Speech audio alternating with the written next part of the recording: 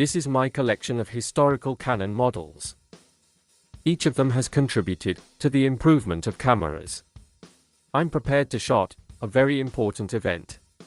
The camera must quickly and accurately determine exposure. Of course, I chose the A1. Only this model has these time-tested qualities. The A1 is a historically significant camera. It was the first SLR to offer an electronically controlled programmed auto exposure mode. Canon A1 offered program mode. Instead of the photographer picking a shutter speed to freeze, or blow motion and choosing a lens aperture f-stop to control depth of field, the photographer relied on the A1's microprocessor to automatically select a compromise exposure based on light meter input. Loading film into a camera.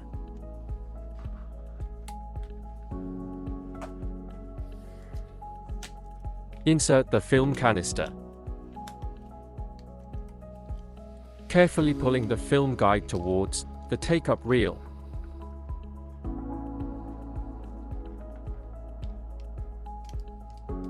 And ensuring it is properly engaged.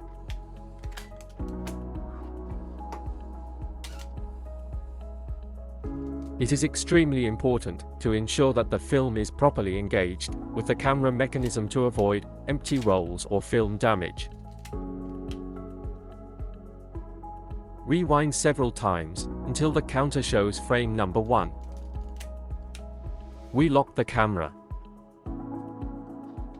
I also attach the Canon power window. This is an automatic film window that greatly increases the fast shooting capabilities of the Canon A1. When you load a roll of film, you need to tell the camera the film's ISO, so it can correctly calculate the exposure settings, aperture and shutter speed. Just as artists have a variety of brushes, photographers have a range of lenses to choose from, each offering unique characteristics and capabilities. As I said, we are going to a very important place.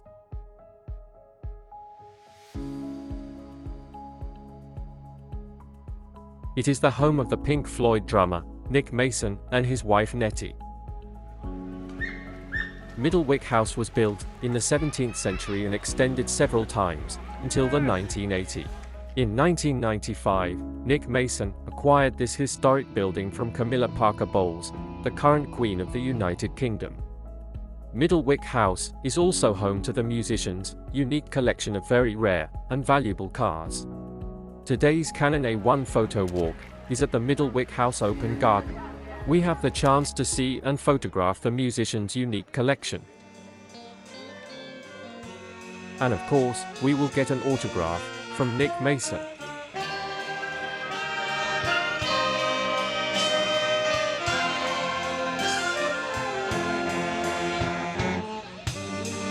Purchased by Nick Mason's filmmaker father Bill in 1947, this single vehicle is possibly the catalyst for the entire collection. Not only did it serve as the family car at times, it was raced extensively by Bill during the 1950s and 60s with a young Nick.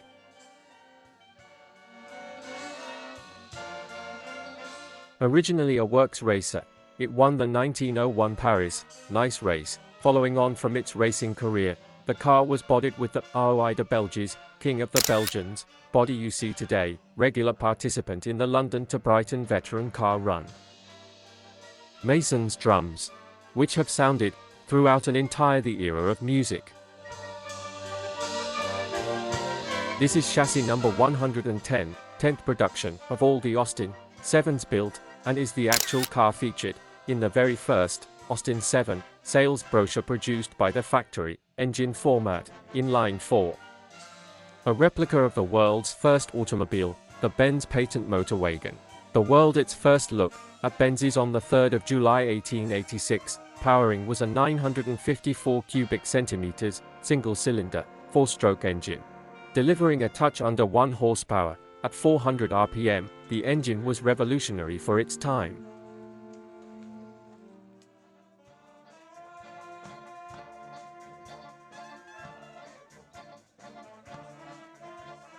a Lola T297 racing car with at-the-wall graphics for the 1979 Le Mans race during the recording of the album, The Wall. Considered another brick in the wall for Nick Mason for his racing career. Mason has a large and impressive collection of classic and racing cars, which is often regarded as one of the best in the world. He is a passionate enthusiast who not only collects these vehicles, but also actively races them. His collection, known as 10/10 Racing, is housed in 2 hangars and includes over 40 cars. Ferrari 250 GTO, this is arguably the most famous car in his collection. He bought it in the 1970s for around £30,000, and today it is estimated to be worth tens of millions of pounds. It's time to see what's captured on film.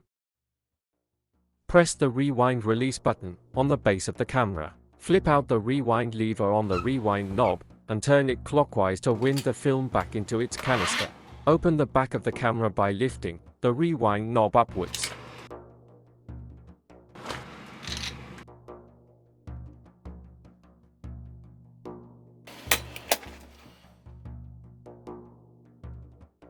Unfortunately, the lab either underdeveloped the film or the chemicals were exhausted. Anyway, I'm scanning the footage. Although not exactly a well-processed film, I can see well, this legendary camera has exposed correctly and is working successfully 48 years later.